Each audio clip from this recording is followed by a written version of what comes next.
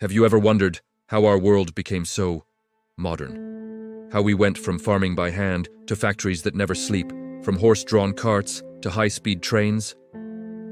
The answer lies in a series of incredible transformations known as the Industrial Revolutions.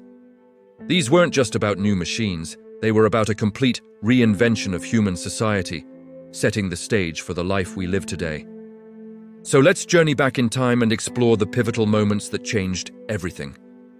It all began in the late 18th century, primarily in Great Britain. This was the first industrial revolution. Before this, life for most people was rural, centered around agriculture. Everything was done by hand, from planting crops to weaving cloth.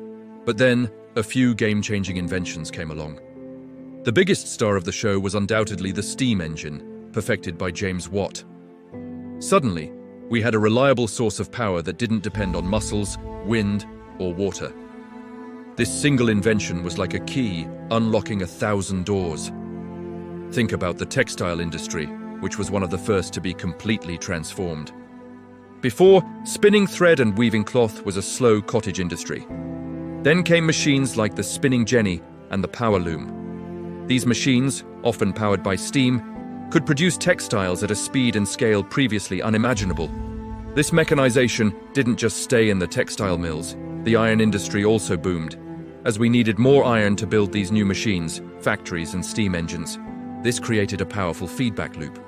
More machines meant more demand for iron, and better iron production meant we could build even more advanced machines. The world was shifting from agrarian to industrial, from hand production to machine production. The age of the factory had begun. As we moved into the late 19th and early 20th centuries, the world was ready for another quantum leap forward. This was the second industrial revolution, often called the technological revolution. If the first was about steam and iron, this one was all about electricity, steel, and petroleum. It was like going from black and white to vibrant color. The Bessemer process, for example, made it possible to mass-produce steel cheaply and efficiently. Steel was stronger, lighter, and more versatile than iron. This new wonder material allowed for the construction of skyscrapers, longer bridges, and more durable machinery. Then came electricity. While scientists had known about it for a while, it was inventors like Thomas Edison and Nikola Tesla who helped harness it for practical use. The invention of the light bulb turned night into day, allowing factories to run 24/7 and fundamentally changing urban life. Electric motors began replacing steam engines in factories, offering a more efficient and flexible source of power. This revolution also ignited a new era in communication with the invention of the telegraph and the telephone, shrinking the world and allowing for near-instantaneous communication across vast distances. The second industrial revolution also put the world on the move. The discovery and refinement of petroleum gave us a powerful new fuel source. This, combined with the development of the internal combustion engine, gave birth to the automobile. Henry Ford didn't invent the car, but his pioneering use of the assembly line made it affordable for the masses. The assembly line was a revolutionary concept in itself, breaking down complex manufacturing processes into simple, repetitive tasks. This principle of mass production was applied to countless industries, leading to an explosion of consumer goods and a new standard of living for many. Meanwhile, railway networks expanded dramatically, crisscrossing continents and connecting raw materials to factories and finished goods to markets like never before. This era built the very infrastructure of our modern world. The impact of these revolutions was profound and far-reaching, reshaping every aspect of society.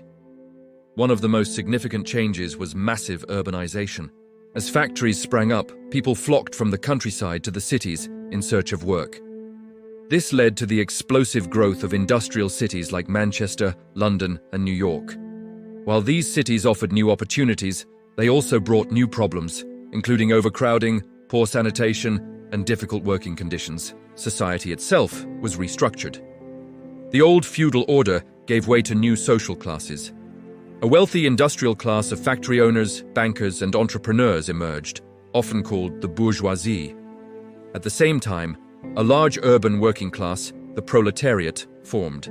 This created new social tensions and led to the rise of new political ideologies and labor movements. as workers began to organize and fight for better wages, safer conditions, and more rights. Family life also changed. The traditional extended family working together on a farm was replaced by the nuclear family, with life dictated by the factory whistle rather than the seasons. The legacy of the industrial revolutions is the very foundation of our modern global economy.